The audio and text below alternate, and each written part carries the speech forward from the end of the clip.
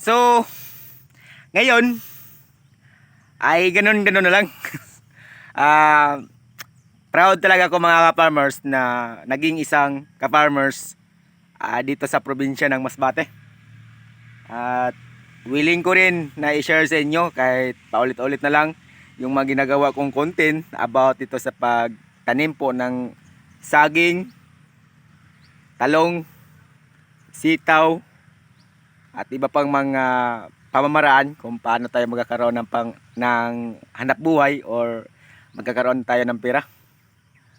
At yun na nga mga ka-farmers, ay isang sekreto ang mga bawat dating matuklasan dito kay John's TV.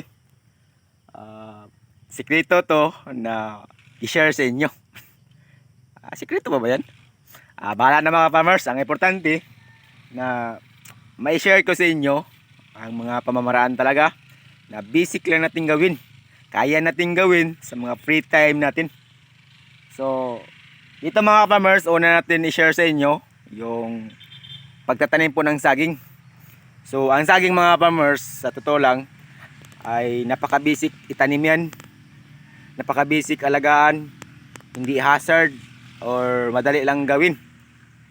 Ang mahirap dyan, kung hanggang tingin ka lang. So, ang saging mga farmers, sa ngayon sa amin dito, ang per kilo sa amin dito, once na may buyers tayo, 45 or 40. So, pag retail mga farmers ay 50 to 60 mga farmers. So, malaking bagay na yun kung paano tayo magkakaroon po ng pera, di ba? So, ang importante lang dito, sa effort lang talaga or time kung paano gawin yun. So, dito naman, ay isi-share ko sa inyo ang kalabasan sa aking mga pinaghirapan noon na gawin ko to at naging proud na ko ngayon. So ito mga ka-farmers, kung nakita nyo, so yan, ay may mga bunga na talaga halos lahat dito na tinatanim ko. Sa dito na part mga ka-farmers, so yung side na tinatanim ko, halos lahat ng mga saging na nakita nyo sa likuran ko ay may halos lahat may bunga na. So sa kalaman sa lahat, every weeks pwede tayo mag-harvest ng saging. So saging pa lang yan. Tapos mga farmers, pangalawang step na ginagawa ko dito, yung hanap buhay ko at naging proud na rin ako, yung pagtatanim po ng talong. So napansin nyo pala sa area na to ay dinidibulis ko na po ang aking matandang talong. So beside na pagpatuloy yon, at ginagabot ko na lang po para naman po taniman ko siya ng panibagong tanim. So malaking advantage na rin yan paano tayo magkakaroon ng pera. So dito ipapakita ko sa inyo ang aking mga ginagawa gahapon. So ito na pala.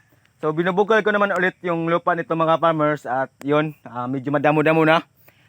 Isprayan po natin yan ng Roundup. So sa pag-spray po ng Roundup mga farmers, alam ko na marami po sa ating mga Pilipino, sa mga ka-farmers, na ang timpla nila ay sa isang 16 liter na tubig sprayer ay isang lata na Roundup. Pero para sa akin mga farmers, i-share ko naman din sa inyo, kahit kalahating lata lang mga farmers, okay na yun. Medyo mahababa yung kwento natin ngayon, kasi po gusto ko lang i-share sa inyo ang aking mga pamamaraan. At sabayan nyo ako paano yun.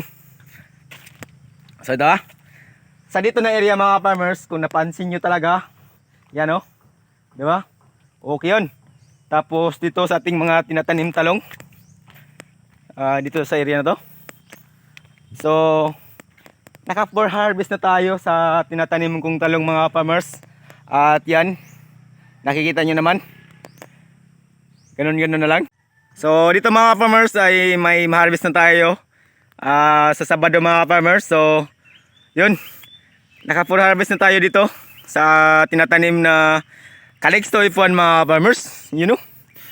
So ito po ang sekreto ni John's TV, sa pangalawang sekreto na naging proud na rin ako na kinaya ko ang lahat ng mga pagsubok or suway sa Bisaya mga farmers, di ba? Malaking bagay na yun. So ito. So dito na area ay ganun-ganun na lang.